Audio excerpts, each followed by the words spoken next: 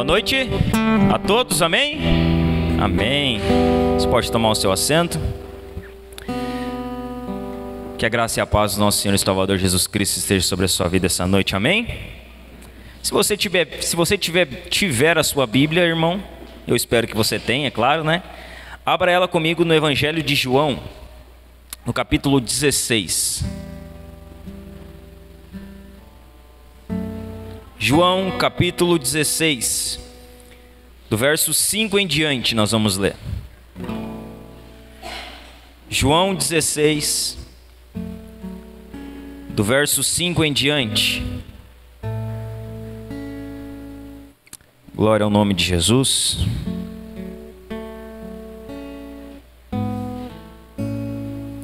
Assim que você encontrar, você pode dizer um amém. E depois da leitura, se você puder, fique com a sua Bíblia aberta, irmão, no texto, que é muito importante isso. João capítulo 16, no verso 5. Se você não tiver Bíblia, você acompanha aqui no projetor com a gente, aqui na tela.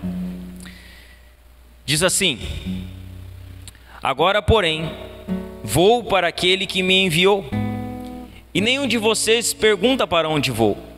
Em vez disso, entristecem-se por causa do que lhes disse. Mas na verdade, é melhor para vocês que eu vá, pois se eu não for, o encorajador não virá, e se eu for, eu o enviarei a vocês. Quando ele vier, convencerá o mundo do pecado, da justiça e do juízo. Do pecado, porque o mundo se recusou a crer em mim. Da justiça, porque eu voltarei para o Pai e não me verão mais. Do juízo, porque o governante deste mundo já foi condenado. Há tantas coisas que ainda quero lhes dizer, mas vocês não podem suportar agora. Quando vier o Espírito da verdade, ele os conduzirá a toda a verdade. Não falará por si mesmo, mas lhes dirá o que ouviu e lhes anunciará o que ainda está para acontecer. Ele me glorificará, porque lhes contará tudo o que receber de mim. Tudo que pertence ao Pai é meu. Por isso eu disse: o Espírito lhes contará tudo que receber de mim. Amém, irmãos? Então hoje nós vamos falar um pouquinho sobre a pessoa do Espírito Santo. E o nosso tema, se puder pôr a arte para nós aqui, só para a gente trazer a temática. Está na mão lá? Nosso tema de hoje então é a obra do Espírito Santo. Nós vamos falar um pouco mais sobre a obra do Espírito Santo. E a gente fala muito sobre o Espírito Santo e muitas vezes a gente não compreende quem é o Espírito Santo, de fato, e qual que é a sua função no mundo em que estamos, na vida da igreja e na vida do crente. Então, nosso tema hoje é a obra do Espírito Santo. E antes de nós entrarmos na exposição bíblica, nós vamos orar. Se você puder fechar os olhos aí rapidamente, curvar a sua cabeça e orar juntamente comigo. Senhor, nós queremos, Senhor, te agradecer por essa noite, por podermos estar aqui diante de Ti, Senhor, reunidos para Te adorar, louvar o Teu nome, Senhor, Te glorificar. E acima de tudo, Senhor, ouvir da Tua santa palavra. Que essa palavra que é santa e que transforma a vida das pessoas, Senhor, ela possa transformar o coração de cada irmão, cada irmã que aqui entrou. Que o Espírito Santo da verdade nos convença essa noite. Que Ele nos converta de fato a Ti. Que Ele, em sua plenitude, tome as nossas vidas e o nosso coração. Nós oramos, Senhor, te pedindo que o Senhor faça isso na vida da Tua igreja, na vida de cada irmão que aqui está, para a glória do nome do Teu Filho amado, Jesus Cristo. Assim nós oramos, Senhor, no nome de Jesus. Amém. Amém, meus irmãos? Então nós vamos falar um pouquinho sobre a obra do Espírito Santo. Na verdade aqui é quase uma continuação do que a gente veio falando no capítulo 15 de João, né? A gente falou sobre o capítulo 15 de João, e aqui a gente vai dar uma espécie de uma continuidade a respeito daquilo que a gente estava falando. Então veja bem, Jesus ele continua falando com os discípulos aqui nesse texto. E durante 3 anos, Jesus ele estava junto com seus discípulos, protegia eles, ensinava eles, conduzia eles. Só que aqui Jesus ele começa a falar de forma mais aberta da sua partida, dizendo: olha, está chegando meu tempo aqui, está na hora de eu voltar para o meu Pai, está na hora de eu deixar vocês e voltar para onde eu vim.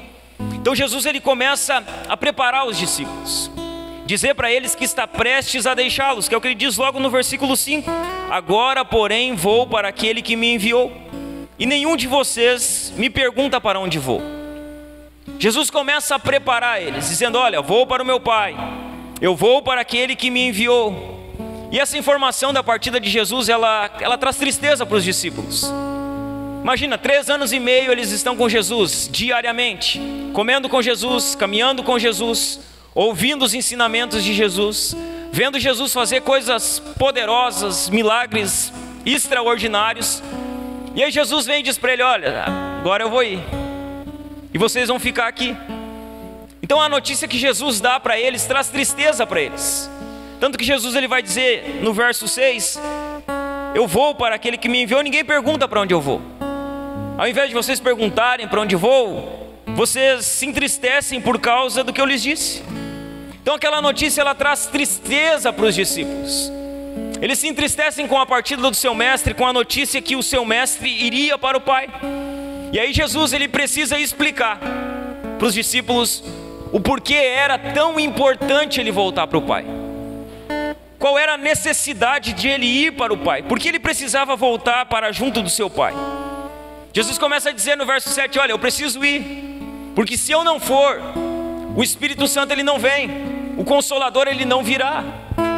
Então é necessário que eu volte para o meu Pai, para que o Espírito Santo ele venha sobre vocês, para que o Espírito ele seja derramado sobre vocês.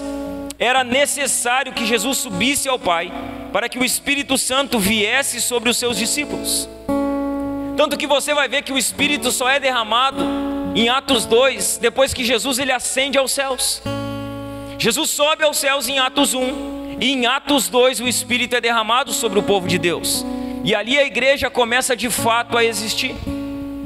Era necessário que Jesus subisse. Apenas a ida de Jesus para a cruz e para o trono do Pai tornariam possíveis a vinda do Espírito Santo sobre os seus discípulos. Apenas Jesus indo, o Espírito viria. E quando nós lemos o Evangelho de João, eu creio que você já deve ter lido ele alguma vez, pelo menos uma vez. Quando nós lemos o Evangelho de João, o que fica claro no Evangelho de João? Que o Espírito Santo ele desempenha um papel importantíssimo dentro desse Evangelho. Então Jesus várias vezes fala da pessoa do Espírito Santo dentro do Evangelho de João. Veja bem, em João 1,32, quando Jesus é batizado, o Espírito Santo vem sobre Jesus. Em João 3,5, Jesus no debate, na conversa com Nicodemos, ele diz: olha Nicodemos, ninguém pode entrar no reino do céu se não nascer da água e do Espírito. Quando nós olhamos para João 7,38, Jesus ele diz que aquele que nele crê, como dizem as Escrituras, do seu interior fluiriam rios de águas vivas, falando do Espírito Santo que viria. Quando nós olhamos para João 14,6, quando Jesus ele está reunido com os seus discípulos no cenáculo, ele lhes apresenta o Espírito Santo, dizendo: olha, tem outro Consolador, virá um Consolador, o Espírito da verdade, que o Pai vai enviar em meu nome para ensinar vocês, para lembrar vocês das coisas que vocês devem fazer, para lembrar vocês de tudo aquilo que eu ensinei. Então dentro do Evangelho de João, o Espírito Santo ocupa um papel extremamente importante. Mas veja bem, irmãos, ainda que as Escrituras deixem clara quem é o Espírito Santo e quais são as suas funções, há muitas distorções e até aberrações em nome do Espírito Santo. Então veja bem, a Bíblia ela deixa clara quem é o Espírito Santo. A Bíblia ela deixa clara qual a função do Espírito Santo. E ainda que a Bíblia traga uma clareza tamanha sobre a pessoa do Espírito Santo, o que nós mais vemos são distorções e muitas vezes aberrações em nome do Espírito Santo. Veja bem, se eu perguntar para você, você já viu alguma? Quem aqui já viu alguma aberração em nome do Espírito Santo? Ergue a mão. Quem aqui já viu alguma distorção em nome do Espírito Santo? Estende a mão. Então, ainda que a Bíblia deixe isso claro, o que nós vemos são muitas distorções, muitas aberrações. Veja bem, as páginas que mais crescem, irmão, no Instagram são páginas que falam a respeito do modo errado que a igreja anda. E você bota lá, sabe o que você vê? Pessoas supostamente cheias do Espírito, fazendo coisas que o Espírito não ensina na palavra. Há aberrações, distorções. Você já deve ter visto o vídeo daquele pastor que ele sobe tem uma coluna assim tem uma coluna no meio da igreja, e ele sai correndo do púlpito da igreja, e ele sobe aquela coluna no meio do culto. Ele está supostamente cheio do Espírito Santo. Você já deve ter visto aquele, sabe? Que eles estão, daí vem aquele senhorzinho, esse você viu, com certeza. Vem aquele senhorzinho assim, ó, e ele fica apontando assim para a mulher, sabe? Aquele homem supostamente está cheio do Espírito Santo. Sabe o que é isso? Distorção. Sabe o que é isso? A aberração. E sabe no nome de quem isso é feito? Do Espírito Santo. Então se diz, essa pessoa está cheia do Espírito Santo, porque veja bem, muitas pessoas têm o entendimento de que uma pessoa cheia do Espírito Santo, ela faz coisas estranhas. Então porque eu estou cheio do Espírito, eu tenho atitudes estranhas. Não, o Espírito Santo, ele não faz ninguém ter atitudes estranhas, irmãos. O que nós vemos são muitas distorções, muitas aberrações em nome do Espírito Santo. E todos nós já vimos alguma em algum determinado momento. Quando nós olhamos para as Escrituras, o que nós vamos ver é que por diversas vezes as Escrituras usam símbolos para falar do Espírito Santo. Então você vai ver que as Escrituras, elas falam que um vento soprou, se referindo ao Espírito Santo. Você vai ver que a água, ela é um símbolo do Espírito Santo. Você vai ver que o óleo, ele é um símbolo do Espírito Santo. Você vai ver que a pomba é um símbolo do Espírito Santo, tanto que é a nossa imagem de divulgação. Então há diversos símbolos para representar a pessoa do Espírito Santo: vento, água, fogo, óleo, pomba. Só que o que nós precisamos entender é que o Espírito Santo, ele não é nenhuma dessas coisas. Veja bem, o Espírito Santo, ele não é nenhuma dessas coisas. O Espírito Santo, ele não é um vento. O Espírito Santo, ele não é um fogo. O Espírito Santo, ele não é uma pomba. O Espírito Santo, ele não é água. Pastor, então quem é o Espírito Santo? E aí eu trouxe uma definição para que a gente entenda quem de fato é o Espírito Santo. Põe para nós a primeira citação. Quem é o Espírito Santo? Quem de fato é o Espírito Santo? O Espírito Santo é uma pessoa plenamente e completamente divina, que possui todos os atributos divinos. Deus Espírito Santo aplica a obra de Deus Filho. A obra marcante do Espírito Santo é realizar a vontade unificada do Pai e do Filho e relacionar-se com ambos em trindade. Então quem é o Espírito Santo? Ele é uma pessoa plenamente divina. O Espírito Santo, ele faz parte da trindade divina: Deus Pai, Deus Filho e Deus Espírito Santo. E o Espírito Santo, basicamente, ele tem uma função: ele é aquele que aplica tudo aquilo que Cristo fez ao coração do povo. O Espírito Santo, ele não é um vento, ele é uma pessoa plenamente e completamente divina.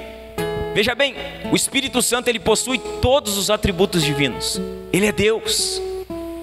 Assim como Deus tem atributos: onisciência, onipresença, onipotência, Deus Pai, assim o Deus Espírito Santo também possui os mesmos atributos.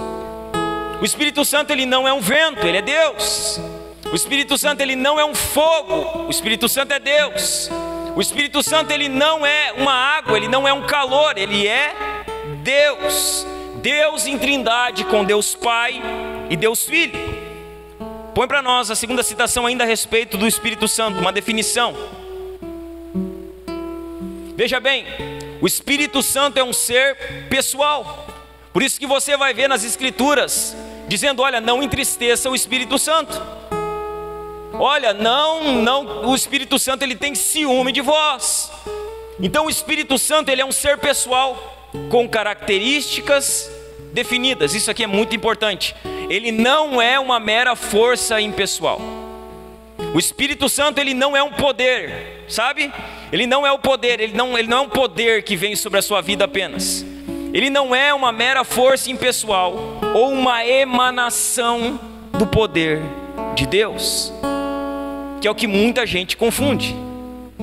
Muita gente acha que o Espírito Santo é uma emanação de poder, que ele é uma força impessoal, só que não é. O Espírito Santo, ele é um ser pessoal, com características definidas. Veja bem, meus irmãos, muitos resumem o Espírito Santo a algumas manifestações e demonstrações.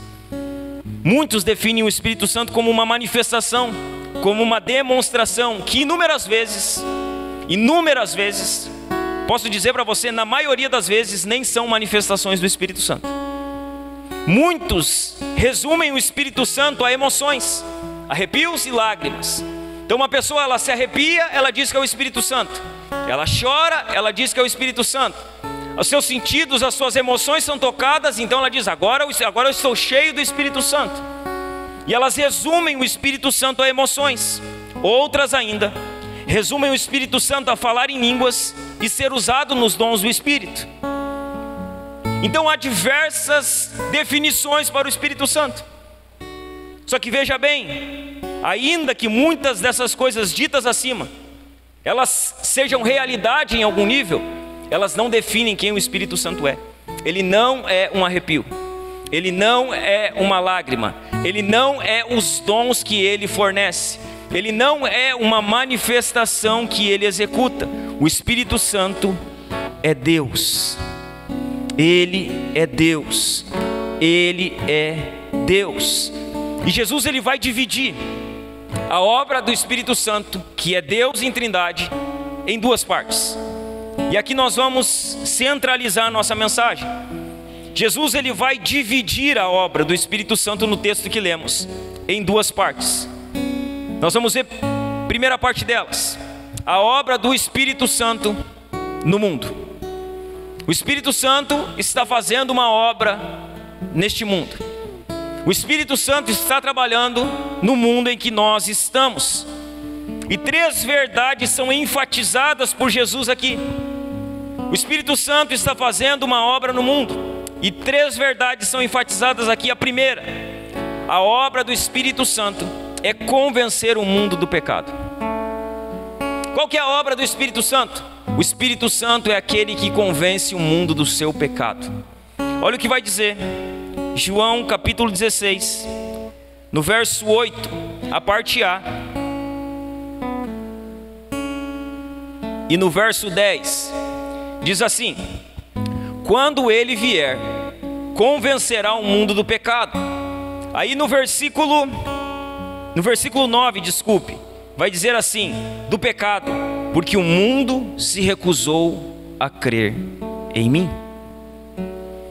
Então a obra do Espírito Santo, em primeiro lugar, é convencer o mundo do pecado.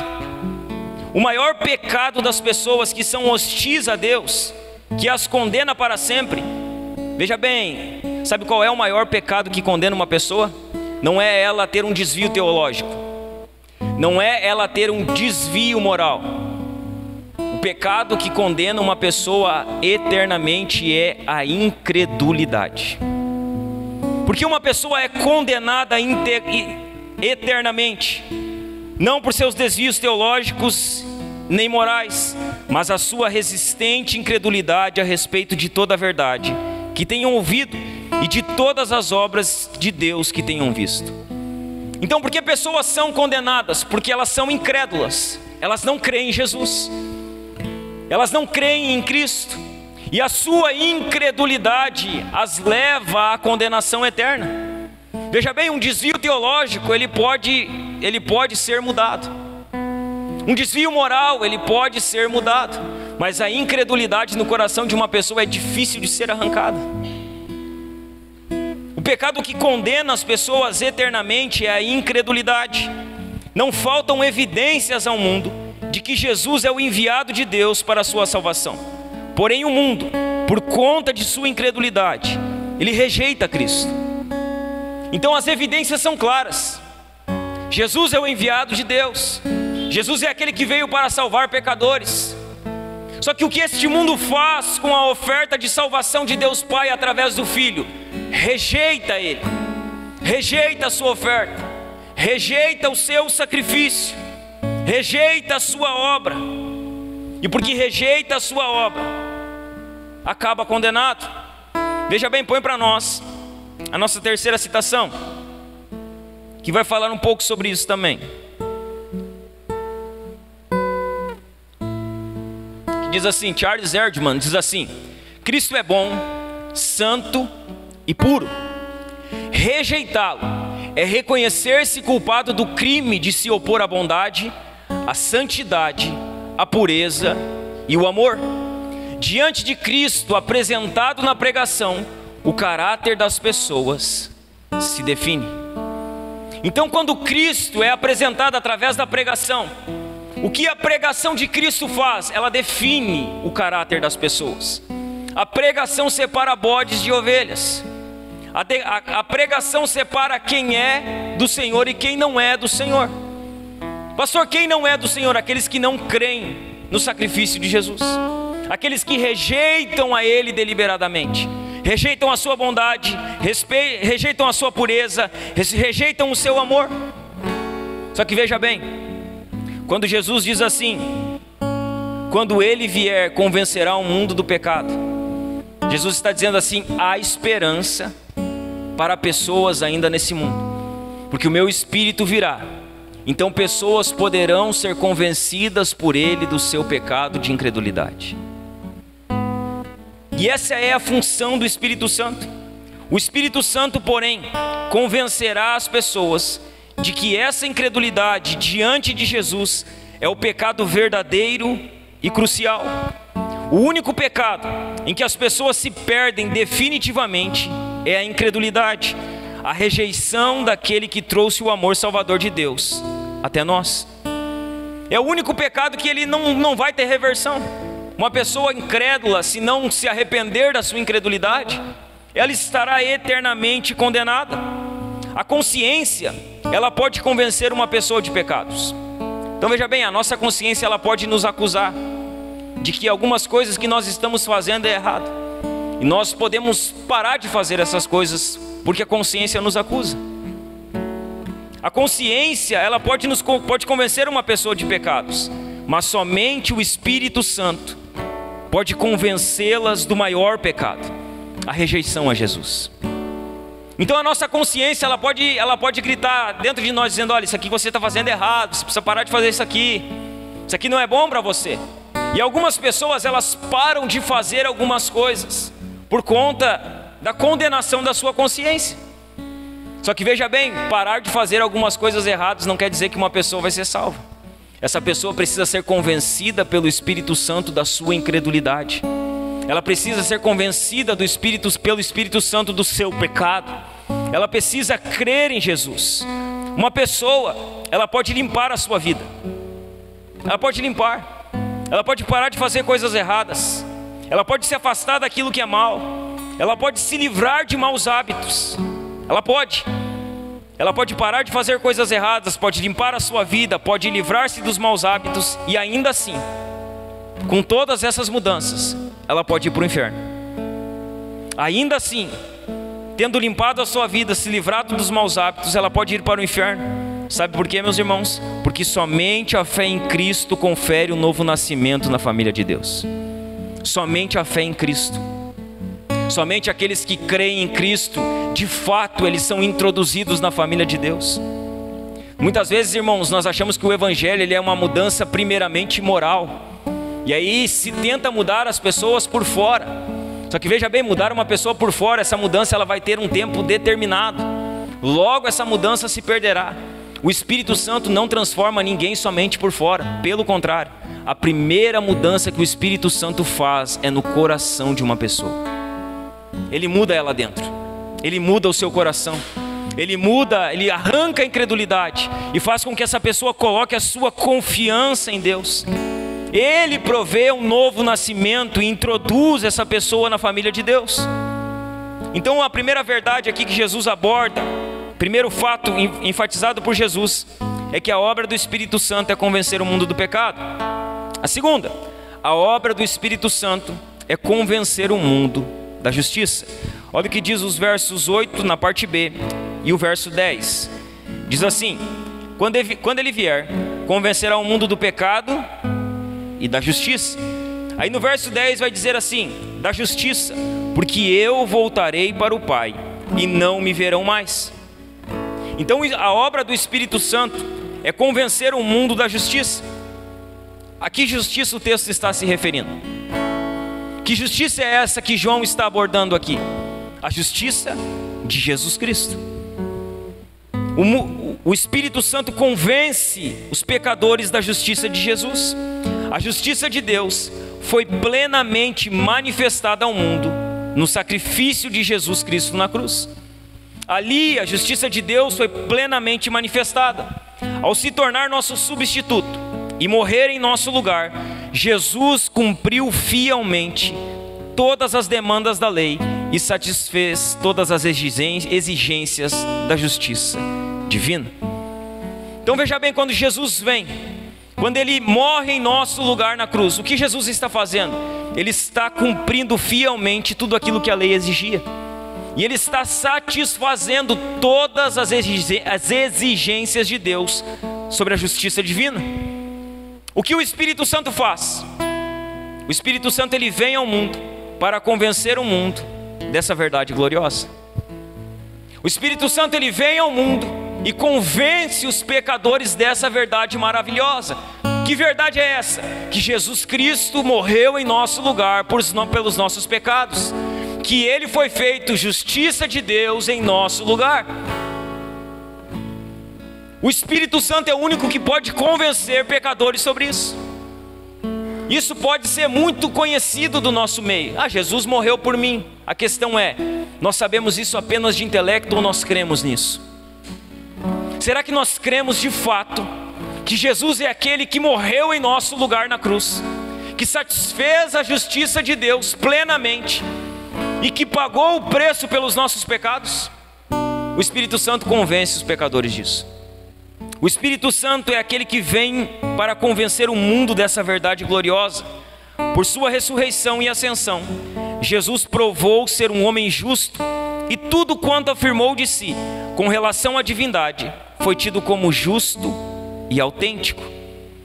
Veja bem, irmãos, a ressurreição e a ascensão de Jesus são o fundamento sobre o qual o Espírito Santo convence o mundo de que Jesus Cristo é o Filho de Deus. A ressurreição de Cristo e a ascensão de Cristo, elas são os fundamentos sobre o qual o Espírito Santo ele convence. Então veja bem, aonde haverá salvação? Aonde a pregação sobre queda, sobre restauração, sobre ressurreição e sobre a ascensão.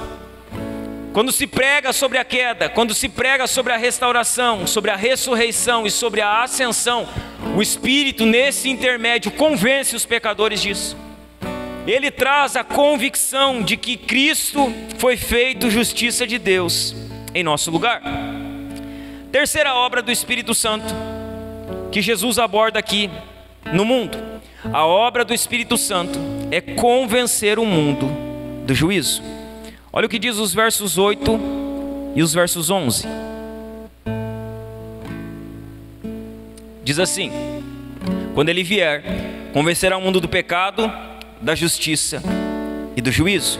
Aí o verso 11 vai dizer: do juízo, porque o governante deste mundo já foi condenado. Então a obra do Espírito Santo nesse mundo é convencer esse mundo do juízo. A morte, ressurreição e ascensão de Cristo são o julgamento legal e a derrota definitiva do diabo, o príncipe deste mundo. Então veja bem, a morte, ressurreição e ascensão são julgamento legal. Quando Jesus Cristo morre, ressuscita ao terceiro dia e depois ascende os céus, ali Satanás ele é derrotado. O seu julgamento legal acontece. O príncipe deste mundo é julgado. Na cruz, Jesus triunfou sobre Satanás. Na cruz, Jesus despojou a Satanás. Na cruz, Jesus venceu a Satanás. E na cruz, Jesus esmagou a cabeça de Satanás. Na cruz, Jesus fez todas essas coisas. Na cruz, Satanás foi derrotado para sempre. Para sempre. O Satanás que nós lutamos, embora ele tenha poder, embora ele tenha a sua maneira de trabalhar, Jesus já derrotou ele na cruz. Ele já foi derrotado. Na cruz, Satanás foi derrotado para sempre. Sua condenação foi decidida e a sua sentença foi declarada. O que acontece agora então, pastor? Agora, cada vez que Cristo é proclamado na pregação, sobre o poder do Espírito Santo, Satanás ele sofre mais uma perda. Todas as vezes que o Evangelho é proclamado, que a palavra de Deus é pregada, debaixo do poder do Espírito Santo, Satanás ele sofre mais uma perda. Satanás ele perde uma vez mais. A cada vez que uma alma é salva, é a prova de que o diabo está julgado. Então toda vez que o Evangelho está sendo pregado, proclamado, debaixo da unção do Espírito, debaixo do poder do Espírito, o reino das trevas está sendo derrotado. Todas as vezes que uma alma é salva, isso está provando que o diabo foi derrotado na cruz. O pecado do mundo, a justiça de Cristo e o julgamento de Satanás, quando apresentado por pessoas cheias do Espírito Santo, são infalíveis no convencimento do mundo. Então veja bem, quando se apresenta o pecado do mundo, incredulidade, a justiça de Cristo e o julgamento de Satanás, quando pessoas cheias do Espírito apresentam essas três verdades, o que acontece? O Espírito Santo trabalha e convence pessoas. Sabe qual a prova mais clara disso? Atos 2. Depois que o Espírito Santo é derramado, a Bíblia diz que Pedro, cheio do Espírito Santo, começou a pregar. E o que Pedro prega? Pedro ele prega exatamente sobre a morte, ressurreição e ascensão de Jesus. E quando Pedro prega sobre a morte, ressurreição e ascensão de Jesus, a Bíblia diz que 3.000 pessoas se convertem na pregação de Pedro. Mas como Pedro estava, o texto é claro que diz: Pedro, cheio do Espírito, se colocou de pé e começou a pregar. E a pregação de Pedro, cheio do Espírito, convenceu pessoas. Pessoas foram convertidas. O Espírito Santo trabalhou através da pregação de Pedro. Veja bem, o Espírito Santo trabalha através de pessoas cheias dele. Como o Espírito Santo salva pessoas? Através de pessoas cheias dele. Como o Espírito Santo converte o coração de pessoas? Através de pessoas cheias dele. Pedro estava cheio quando pregou. Pedro abriu a boca e ele saiu pregando todas as verdades de Cristo, a ponto de Pedro não precisar fazer apelo. Pedro ele não apelou para que ninguém viesse à frente.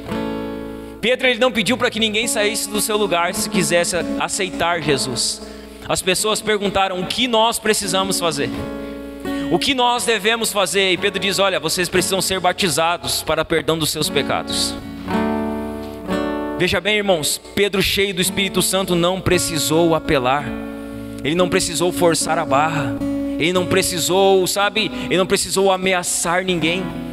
Porque o Espírito Santo, ele jamais age por pressão. O Espírito Santo, ele jamais age com o medo. O Espírito Santo, ele convence, ele quebranta, ele traz as pessoas até ele. O problema, irmãos, é que muitas vezes nós queremos trazer as pessoas e paramos de depender daquele que é poderoso para convencer as pessoas. Veja bem, você prega, mas é o Espírito Santo que converte. Veja bem, você abre a boca, você anuncia, você fala, mas é o Espírito Santo quem faz a obra.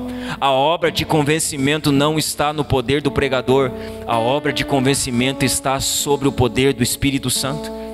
O nosso trabalho é pregar, porque é o Espírito Santo que convence o mundo do pecado. É o Espírito Santo que convence o mundo da justiça. É o Espírito Santo que convence o mundo do juízo. É o Espírito Santo que faz a sua obra neste mundo. É o Espírito Santo em que opera no coração de pecadores. É o Espírito Santo que quebranta até o coração mais duro. É o Espírito Santo que está trabalhando neste mundo ainda, irmãos. É Ele quem faz, é Ele quem converte, é Ele quem convence. E o que nós precisamos é estar cheios dEle, para que quando nós abrimos nossos lábios, Ele quebrante o coração das pessoas. Mas que nós sempre tenhamos a clareza, a obra é dEle, a glória é dEle, é Ele quem faz. Não, mas eu preguei o Evangelho e ganhei 30 pessoas. Não, foi o Espírito Santo quem ganhou elas. Foi o Espírito Santo quem trouxe elas. Foi o Espírito Santo quem atraiu elas. Foi o Espírito Santo quem operou dentro do coração delas. É o Espírito Santo de Deus quem faz.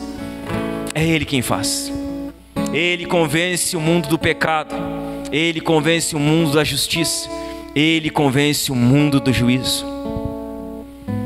Jesus fala na primeira parte sobre a obra do Espírito Santo no mundo. Jesus ele vai falar na segunda parte, a partir do verso 12, sobre a obra do Espírito Santo nos crentes.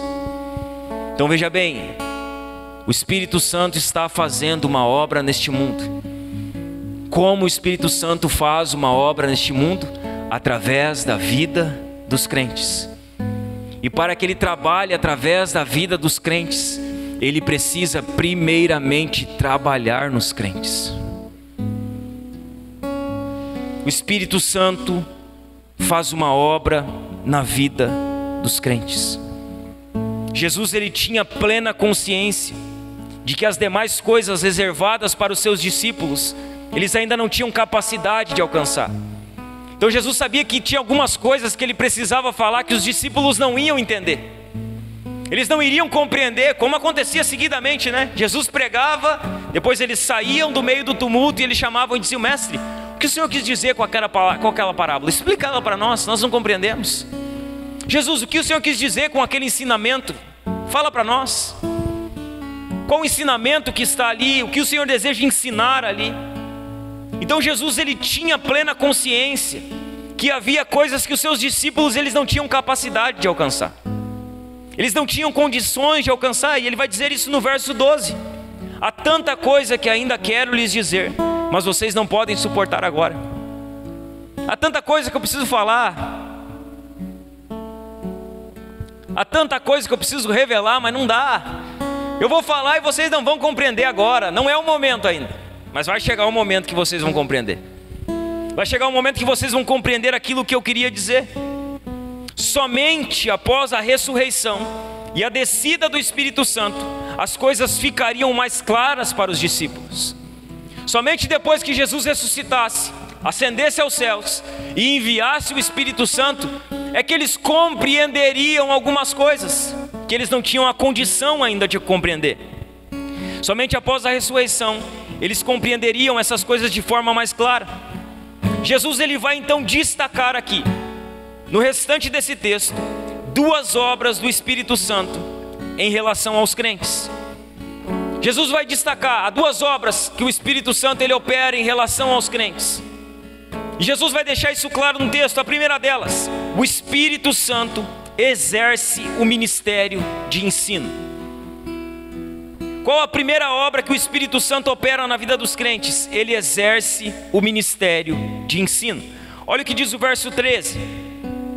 Quando vier o Espírito da verdade, quando ele vier, o que ele vai fazer? Ele os conduzirá a toda a verdade. Não falará por si mesmo, mas lhes dirá o que ouviu e lhes anunciará ainda o que está para acontecer. Então Jesus diz: olha, eu vou subir ao Pai, eu vou enviar outro Consolador, e ele vai vir. E quando ele vir, ele vai fazer algo na vida de vocês. Sabe o que ele vai fazer? Ele vai guiar vocês por toda a verdade. Ele vai dirigir vocês por toda a verdade. Ele vai conduzir vocês na verdade. É isso que o Espírito Santo faz. Ele conduz os crentes na verdade. O Espírito Santo é o Espírito da verdade. Jesus, ele é a verdade. E a palavra de Deus também é a verdade. Portanto, preste atenção aqui, isso que é muito importante. Veja bem, o Espírito Santo é o Espírito da verdade. Jesus é a verdade. e a palavra é a verdade. Portanto, preste atenção aqui. Portanto, tudo que o Espírito Santo ensina está coerentemente alinhado com a pessoa e a obra de Cristo e com a Bíblia. Então veja bem, tudo que o Espírito Santo ensina está alinhado com quem Cristo é e com aquilo que está escrito na palavra. Então veja bem, o Espírito Santo jamais ensinará algo que contradiga o que está escrito na Bíblia. Jamais. O que o Espírito ensina está alinhado com a pessoa e a obra de Cristo. Está alinhado de forma coerente com a Bíblia. Então tem muita revelação do Espírito que contradiz a Bíblia. E aí nós podemos rapidamente dizer, não é o Espírito de Deus.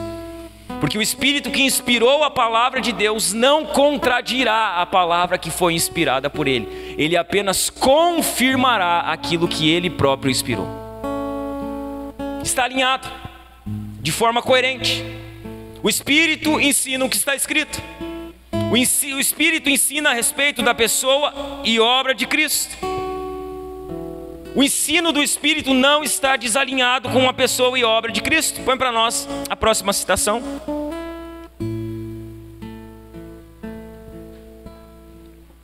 Veja bem, não há nada mais mentiroso do que alguém afirmar ter experiências místicas estranhas às Escrituras e práticas que destoam da doutrina de Cristo são movidas pelo Espírito Santo.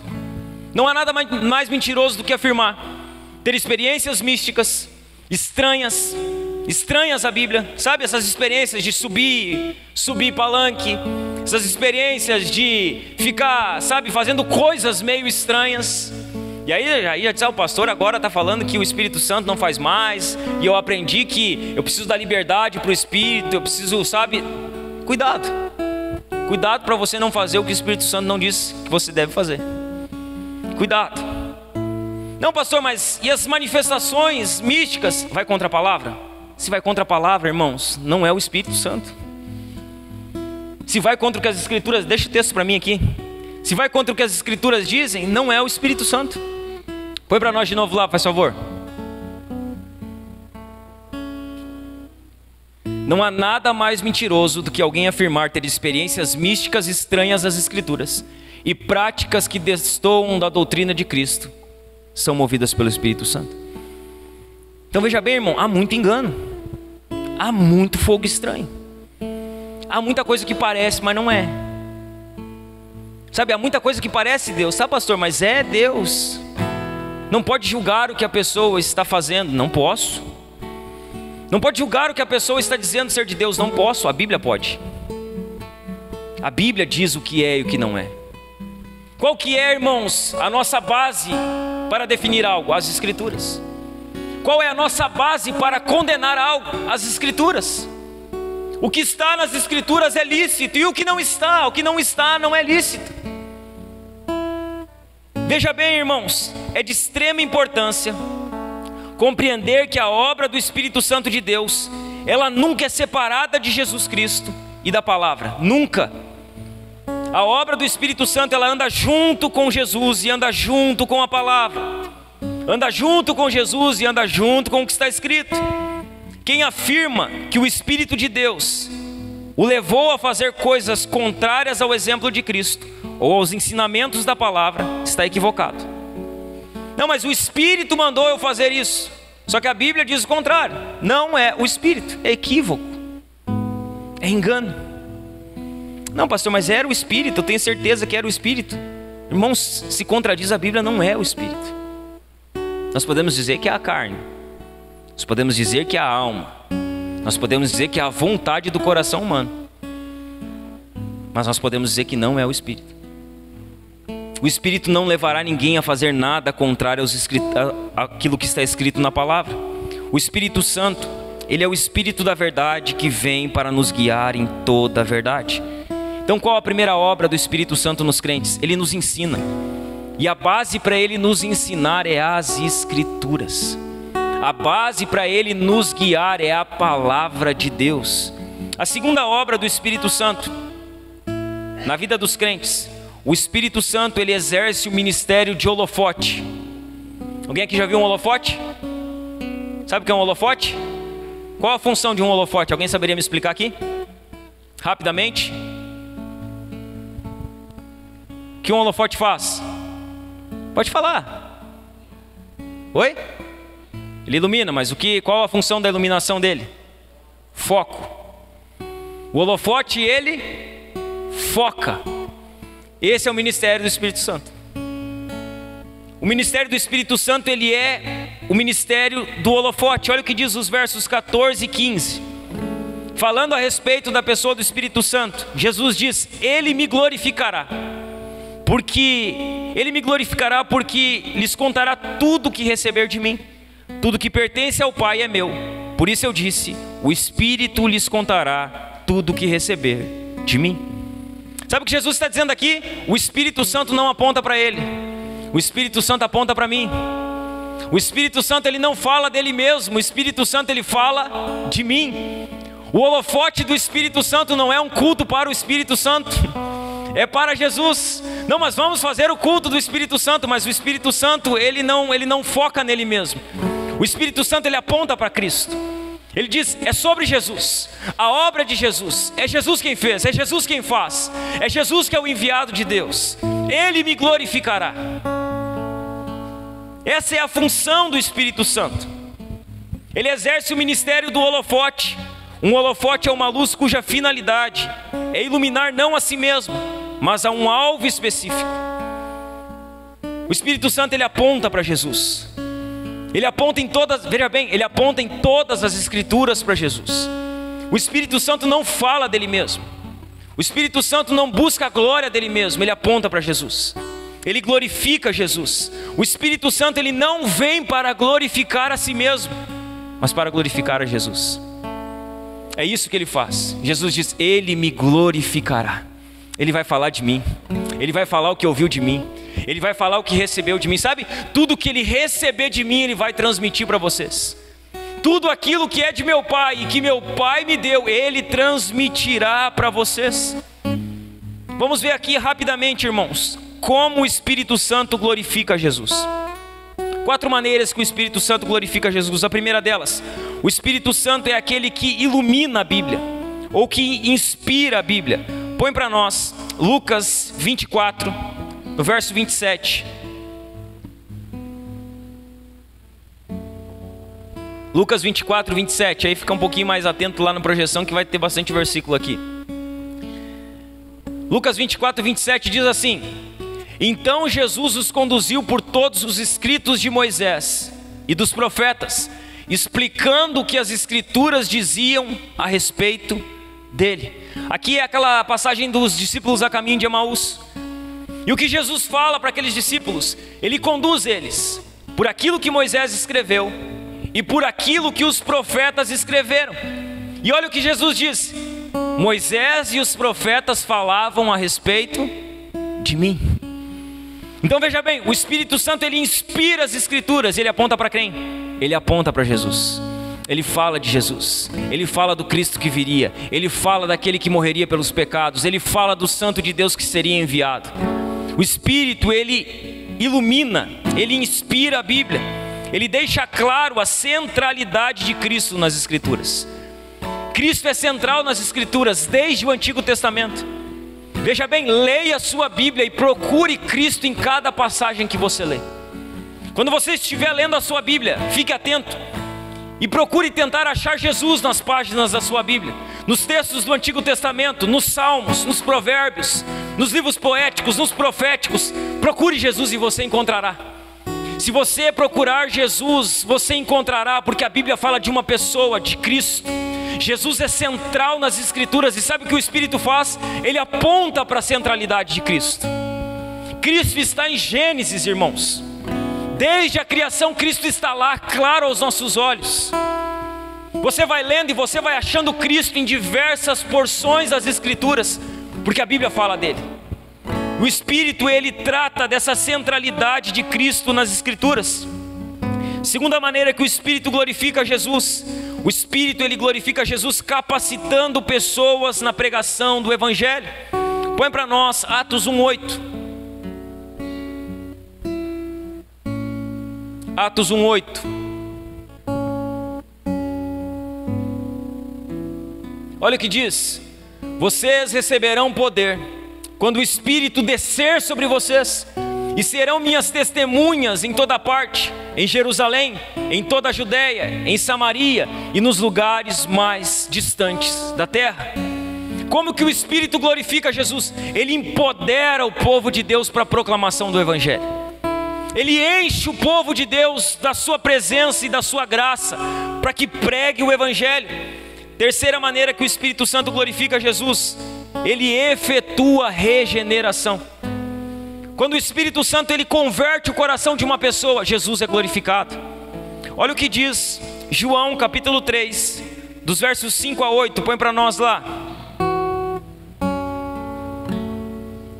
João 3, dos versos 5 a 8.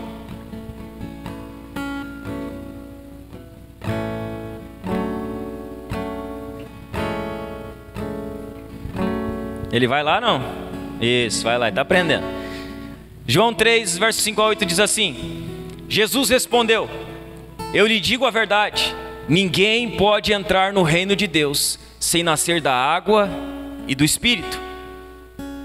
Os seres humanos podem gerar apenas vida humana, mas o Espírito dá à luz vida espiritual. Portanto, não se surpreenda quando digo: é necessário nascer de novo. O vento sopra onde quer, assim como você ouve o vento, mas não é capaz de dizer de onde ele vem, nem para onde ele vai. Também é incapaz de explicar como as pessoas nascem do Espírito. Nós não sabemos explicar como o Espírito Santo trabalha na conversão de uma pessoa, como ele quebranta o coração de uma pessoa, qual é o momento exato em que ele regenera o coração de um pecador. Mas nós sabemos que essa é uma obra exclusiva do Espírito Santo. Somente ele pode dar vida espiritual, somente ele pode regenerar corações. E toda vez que o Espírito Santo ele dá vida espiritual a alguém que estava morto, Jesus é glorificado. Você prestou atenção no texto? O Espírito é aquele que dá luz, é Ele quem dá vida espiritual. Quarta maneira que o Espírito Santo glorifica Jesus: o Espírito Santo glorifica Jesus na santificação do crente. Veja bem, põe para nós lá 1 de João, capítulo 3, verso 2. 1 de João, capítulo 3, verso 2.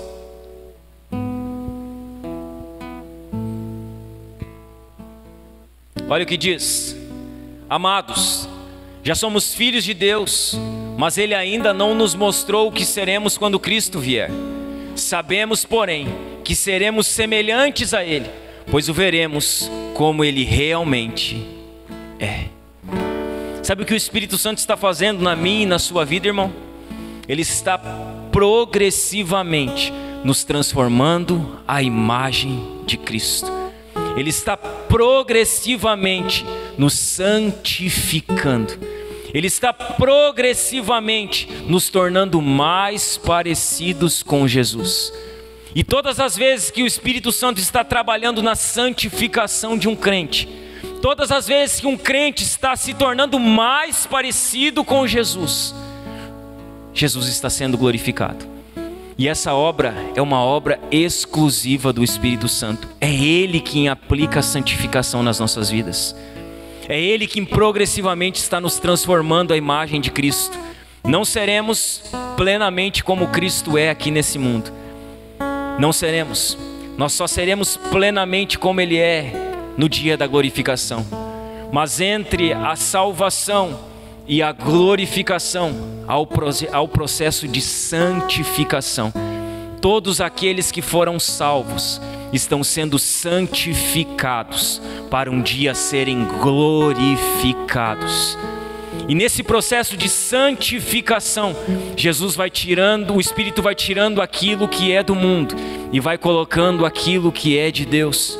Nesse processo de santificação, o Espírito vai nos tornando mais parecidos com Jesus.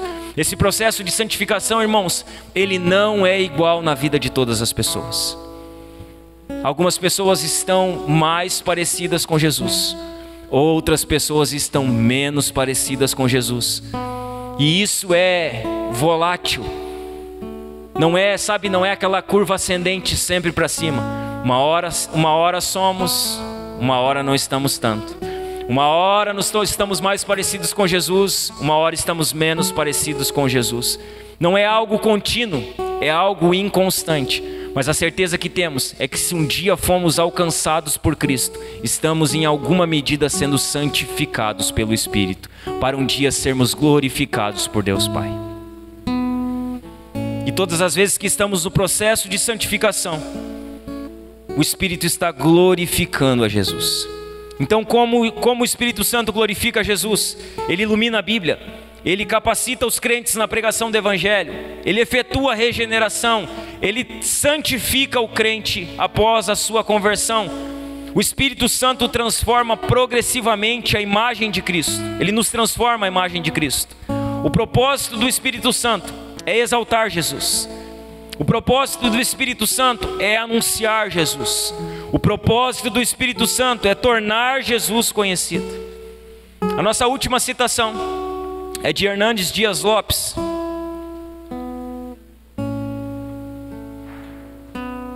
E veja o que ele vai dizer a respeito desse processo do Espírito Santo. Se quisermos saber se uma pessoa está cheia do Espírito Santo, basta examinar se ela está vivendo uma vida cristocêntrica. Pastor, como eu sei se eu sou alguém cheio do Espírito Santo? Qual o lugar que Jesus ocupa na sua vida hoje? Qual o lugar de Jesus na sua vida? Que lugar Jesus está ocupando? Ele está no centro? A sua vida é uma vida cristocêntrica? A sua vida está girando em torno de Cristo? Ou Cristo é mais alguém na sua vida? Ou Cristo é mais alguma coisa que você tem? Se nós quisermos saber se alguém é cheio do Espírito Santo, nós não precisamos olhar se essa pessoa fala em línguas, se ela ora por enfermos, não. Nós precisamos olhar se Cristo é o centro da vida dela. Jesus está no centro, ela está cheia do Espírito Santo. Não, pastor, mas eu achei que ser cheio do Espírito Santo era pular, era gritar, era sapatear, era rodar. Essas coisas podem acontecer em alguma medida. Não estou dizendo que elas não acontecem, estou dizendo que elas não determinam que alguém é cheio do Espírito Santo. Elas não determinam. O que determina é se Cristo está no centro, se Jesus está sentado no trono. Jesus está no trono do seu coração, meu irmão. Olhe para mim, olhe para mim. Jesus está sentado no trono do seu coração. Jesus está sentado no trono do seu coração, minha irmã. Ele é o centro da sua vida. A sua vida gira em torno dele. Você está preocupada com glorificar a Ele, com agradar a Ele, com servir a Ele. Uma pessoa cheia do Espírito Santo, ela está vivendo uma vida cristocêntrica. A sua vida gira em torno de Cristo. O Espírito Santo, irmãos, está fazendo uma obra nesse mundo. Ele está fazendo uma obra, quer nós vejamos, quer não. Ele está trabalhando. O Espírito Santo está fazendo uma obra nesse mundo. E essa obra é feita por meio do intermédio do povo dele. Jesus faz a sua obra através do Espírito Santo por meio da igreja. Veja bem, Jesus, ele veio a esse mundo e ele precisava de um corpo para estar aqui. E ele tinha um corpo para se manifestar nesse mundo. O Espírito Santo também tem um corpo. E o corpo que o Espírito usa é a igreja. O meio que o Espírito Santo usa para se manifestar é a igreja. O Espírito Santo, ele trabalha por intermédio da igreja. Ele está fazendo uma obra nesse mundo. E sabe quem ele quer usar para essa obra? Você. O Espírito Santo quer usar a sua vida. Ele quer usar você, Ele quer usar a mim, Ele quer usar a nós, a igreja dele, o povo dele. Veja bem, você pode participar, irmão, da obra mais extraordinária desse mundo. A obra que o Espírito Santo de Deus está promovendo. Jesus está trabalhando através do seu Espírito, por meio da sua igreja. E a pergunta é, você quer ser esse instrumento, irmão? Sabe, você quer ser o instrumento na mão do Espírito? A mão é dele. Quem faz é ele, quem movimenta é ele. Sabe, quem bota para frente, quem bota para o lado, quem bota para trás é ele. Mas você pode ser a ferramenta que está na mão dele. Você pode ser o instrumento que Ele vai usar para fazer a sua obra nesse mundo. Você pode ser a ferramenta na mão do Espírito Santo. E aí a escolha é sua. Porque se você não for uma ferramenta na mão do Espírito, você vai ser uma ferramenta na mão do diabo. E eu acho que é muito melhor ser uma ferramenta na mão do Espírito. É muito mais útil ser uma ferramenta na mão do Espírito. A questão é, você deseja isso, irmão? Você ainda tem o anseio de ser usado pelo Espírito Santo? Você ainda tem o anseio de ser uma ferramenta nas mãos do Espírito Santo? Você ainda ora para Ele dizendo: Espírito Santo, me usa. Eu quero ser uma ferramenta. Eu quero participar da Tua obra nesse mundo. Eu quero viver o que o Senhor tem para a minha vida, para a minha igreja, para mim como servo do Senhor nessa terra. Você tem esse anseio, meu irmão, de ser essa ferramenta, de ser esse instrumento, de ser a luva que o Espírito usa, o martelo que o Espírito usa? Você tem esse anseio de ser a chave que Ele vai usar para abrir portas, para fechar portas, para converter o coração de pessoas? Aonde está o seu anseio por ser um instrumento nas mãos do Espírito? Aonde foi que você deixou ele? Será que esse mundo não te feitiçou? Será que esse mundo não roubou o seu coração? Será que você não se contaminou com os manjares desse mundo e esqueceu que se Jesus te salvou é para um propósito? Que Ele não te botou dentro de uma igreja para que você fique dentro de uma igreja assistindo apenas culto. Que se Ele te trouxe para a presença dEle, para a casa dEle, para a obra dEle, é para que você faça alguma coisa para a glória de Jesus. Aonde está o nosso anseio por sermos usados por Jesus? Você precisa desejar, irmão, ser um instrumento nas mãos do Espírito, porque Ele está fazendo uma obra nesse mundo. Nós estamos nesse mundo. Nós não vamos fugir desse mundo. Nós vamos ser uma ferramenta dele aqui nesse mundo. Eu quero encerrar aqui com algumas aplicações práticas. Veja bem, se você deseja ser um instrumento nas mãos do Senhor, para a glória de Jesus, quero deixar aqui 6 atitudes que você precisa ter. Você quer ser um instrumento? Você quer ser uma ferramenta? Você quer ser usado pelo Espírito Santo? Você quer participar da obra do Espírito Santo nesse mundo? As 6 atitudes que você precisa ter para ser um instrumento nas mãos do Senhor, para a glória de Jesus. Primeira atitude: esteja disponível para ser uma ferramenta nas mãos do Espírito Santo. Esteja disponível. Veja bem, o Espírito Santo está disposto a te usar. Você está disponível para ser usado? O Espírito Santo está disposto a fazer de você uma ferramenta. Você está disponível para ser usado por Ele? A primeira atitude, se você deseja ser um instrumento nas mãos do Senhor, para a glória de Jesus, esteja disponível. Diga: Espírito Santo, eis-me aqui. Eu quero. Senhor, eu desejo. Senhor, eu quero participar da Tua obra. Senhor, eu quero ver o Senhor fazer. Senhor, eu quero pregar o Teu Evangelho. Eu quero ganhar almas. Eu quero ver pessoas sendo salvas. Senhor, eu quero participar. Eu estou disponível para fazer a Tua vontade. Eis-me aqui, Senhor. Veja bem, irmãos, crescemos na fé e esquecemos do eis-me aqui. Quando convertemos era tudo eis-me aqui. Eis-me aqui, eis-me aqui, eu estou disponível, eu faço, eu vou, eu prego, eu visito, eu atendo, eu ligo, eu chamo. Só que nós amadurecemos demais e esquecemos do eis-me aqui. Veja bem, se você quer ser uma ferramenta para a glória de Jesus, esteja disponível para ser usado pelo Espírito Santo. Esteja disponível. Esteja disponível para ser uma ferramenta nas mãos do Espírito Santo. Como está a sua disposição em servir ao Senhor? Como está? O Espírito Santo usa pessoas disponíveis e dispostas. Como está a sua disposição em servir? Aonde você está concentrando as suas forças? Será que você não está disposto para tudo, menos para servir ao Senhor? Será que a sua disposição não está concentrada naquilo que não glorifica Jesus? Será que Cristo não deveria ser o centro da sua disposição e as demais coisas receberem o resto da sua disposição? Como está a sua disposição em servir a Jesus? Muitas vezes nós estamos dispostos para tudo, irmão. Eu falo por mim. A gente está disposto para sair, a gente está disposto para passear, a gente está disposto para se divertir, a gente está disposto para fazer um esporte, a gente não está disposto para Jesus. A gente não está disposto para pregar, a gente não está disposto para fazer a obra do Senhor. Como está a sua disposição em servir ao Senhor?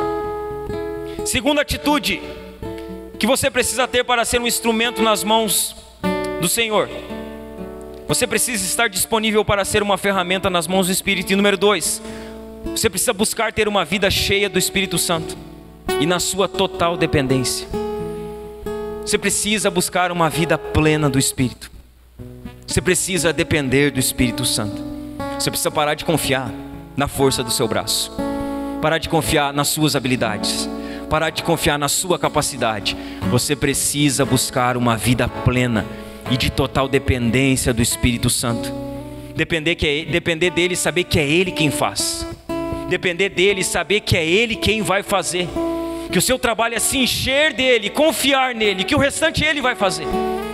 Que Ele não precisa de você, mas ainda assim Ele decidiu usar você como uma ferramenta. Busque uma vida cheia do Espírito Santo e na sua total dependência. Você tem buscado essa vida, irmão? Você tem buscado uma vida plena? Você tem buscado se encher do Espírito? Você está dependendo do Espírito Santo na sua vida ou você está dependendo de você? Você está na total dependência do Espírito Santo ou você está na sua total dependência? De quem você depende mais, de você ou do Espírito? Busque uma vida cheia e dependa do Espírito Santo. Terceira atitude, se você deseja ser um instrumento nas mãos do Senhor para a glória de Jesus: pregue o Evangelho ao mundo. Pregue a palavra. Pregue o Evangelho ao mundo debaixo do poder do Espírito Santo e creia, é Ele quem convence os pecadores. É Ele quem faz. Você quer ser um instrumento? Pregue. Pregue, pastor, mas é incrédulo demais. Se encha do Espírito, pregue o Evangelho e creia que é o Espírito Santo quem quebrantará o coração dessa pessoa. Mas pregue. Você precisa pregar mais, irmão. Você precisa pregar muito mais o Evangelho. Eu preciso pregar mais. Nós precisamos pregar mais. Nós precisamos nos encher do Espírito e pregar o Evangelho. Nós precisamos confiar que Jesus ainda salva pecadores. Nós precisamos confiar que o Espírito Santo ainda está convencendo pessoas do pecado. Então pregue o Evangelho. Não, mas todo mundo já conhece. Todo mundo na minha empresa sabe que eu sou crente. E daí? Eles precisam ouvir o Evangelho. E se você está lá, é para você pregar. É para você comunicar. Aquele lugar é o seu campo missionário. Veja bem, o lugar onde você se encontra é o seu campo de missão. É lá que você vai pregar o Evangelho. É lá que você vai, debaixo do Espírito Santo, crer que o Espírito Santo vai convencer os pecadores que estão lá. A questão é você estar pregando para eles. Você está pregando o Evangelho para aqueles que estão à sua volta. Você está pregando o Evangelho para aqueles que estão desviados do Senhor, longe do Senhor, afastados do Senhor. Quarta atitude que você precisa ter para ser uma ferramenta nas mãos do Senhor para a glória de Jesus: estude a palavra, a fim de glorificar a Deus em sua vida diária e refutar os falsos ensinos. Sabe como você vai ser uma ferramenta nas mãos do Senhor para a glória de Jesus? Conhecendo a palavra. Então estude a Bíblia, estude a palavra, estude as Escrituras, para que a sua vida primeiramente seja transformada, mas para que você tenha capacidade de defender a sua fé e refutar o falso ensino. Para que quando você ver um ensino herético, um ensino falso, você diga: a Bíblia diz que isso não é verdade. Está escrito assim, a Bíblia condena essa prática. A Bíblia condena essa atitude. Estude a Bíblia. Estude a Bíblia diariamente, a fim de glorificar a Deus em sua vida diária. Você tem estudado a Bíblia, meu irmão? Você tem estudado a sua Bíblia? Você tem lido ela, estudado ela diariamente, semanalmente? Quando vem um falso ensino, você tem capacidade de refutar ele? Você sabe aonde está escrito? Você tem a capacidade de defender a sua fé contra os falsos ensinos, contra os falsos mestres, contra as falsas mensagens? Ou você é aquele que acredita em tudo que é dito em nome de Deus? Você diz: não, mas aquele pastor lá é de Deus. Não, mas aquele pregador lá é de Deus. Não, mas o que ele falou é de Deus, porque ele disse que estava cheio do Espírito Santo. Quinta atitude que você precisa ter para ser uma ferramenta nas mãos do Senhor: se dedique a uma vida cristocêntrica. Coloque Jesus no centro da sua vida, meu irmão. Coloque Jesus no centro da sua vida, minha irmã. Tire tudo aquilo que tem ocupado o lugar de Jesus. Trabalho, dinheiro, relacionamento, tire. Enquanto essas coisas ocuparem o lugar de Jesus, você não viverá uma vida cristocêntrica. Viva uma vida cristocêntrica. Cristo precisa ser o centro da minha e da sua vida em todas as áreas, em todas elas. Sexta atitude que você precisa ter para ser uma ferramenta nas mãos do Senhor para a glória de Jesus: seja uma testemunha fiel. Diga a verdade, toda a verdade, nada além da verdade, e confie no Espírito Santo para fazer o restante. Ele está disposto a fazer o restante. Então sabe o que você faz? Pregue a verdade, toda ela. Ah, pastor, mas se eu falar isso aqui, a pessoa ela vai se magoar com o que eu vou falar. Pregue toda a verdade e confie que o Espírito Santo conduzirá essa verdade ao coração dessa pessoa. Não negligencie a verdade de ninguém. Não pregue meia verdade. Não pregue meio evangelho. Pregue toda a verdade, toda ela. E confie que o Espírito Santo de Deus, Ele fará o restante. Ele está disposto a fazer o restante. Pastor, mas é muito dura essa mensagem. O Espírito Santo pode pegar uma mensagem dura e transformar ela em uma mensagem doce ao coração de um pecador e trazer esse pecador aos seus pés. Veja bem, irmãos, quando o Espírito Santo age, quando Ele age, o Evangelho é corajosamente proclamado e o reino de Deus avança. Quando o Espírito Santo está agindo, o Evangelho está sendo pregado. E quando o Evangelho está sendo pregado, o reino está avançando. Quando você lê a sua Bíblia, o primeiro livro depois de João é Atos dos Apóstolos. Mas a verdade é que ali não é Atos dos Apóstolos. Ali é Atos do Espírito Santo. Porque o que você mais vê no livro de Atos é o Espírito Santo se movendo. É o Espírito Santo trabalhando. É o Espírito Santo agindo. E sabe o que você vê? O Espírito Santo age, a igreja avança, o Evangelho é proclamado, pessoas são salvas. Todas as vezes que o Evangelho está sendo proclamado, o Espírito Santo está agindo e o reino de Deus está avançando. O Espírito Santo está fazendo uma obra nesse mundo. Que você seja o meio, que você seja o instrumento através do qual o Espírito Santo ele vai agir, irmão. Sabe, que você saia daqui hoje encorajado a ser uma ferramenta nas mãos do Espírito. Que você saia daqui encorajado a ser cheio do Espírito, a viver uma vida cristocêntrica e a pregar o Evangelho, e a crer que Jesus ele salva pecadores, e a crer que o Espírito Santo convence pecadores do seu pecado ainda. Que você saia daqui hoje disposto a viver uma vida cheia do Espírito Santo.